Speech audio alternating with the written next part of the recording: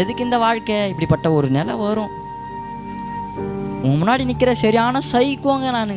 பிச்சைக்காரங்க ரோட்டில் நாங்கள் வழிப்பறிக்கு போகும்போதெல்லாம் அந்த நேரத்துக்கு காசு இல்லைன்னா ரோட்டில் பிச்சை எடுப்பாங்களே, அந்த பிச்சை எடுத்துன்னு உட்காந்து இருந்தால் அவங்கக்கிட்ட ஆச்சு காசு பிடுங்குவோம்.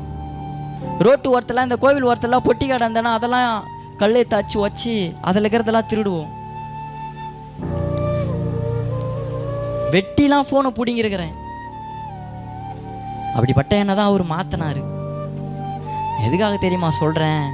அதெல்லாம் விட்டு தூரம் வந்து நான் ஒருத்தருடைய அன்பை ருசி பார்த்து உங்ககிட்ட பேசுகிறேன்.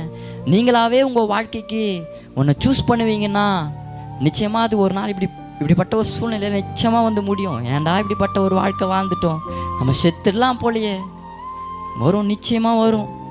அதில் எந்த மாற்றமும் இல்லை. ஒன்றுமே இல்லாததான் உங்கள் வாழ்க்கை. நீங்கள் அழணும், நீங்கள் சாகணுன்றதுக்காகவே பிசாசு எதையாச்சும் ஒன்று எடுத்துன்னு வந்து காட்டுவான். ஒரு நாளும் நம்ம அதிகமாக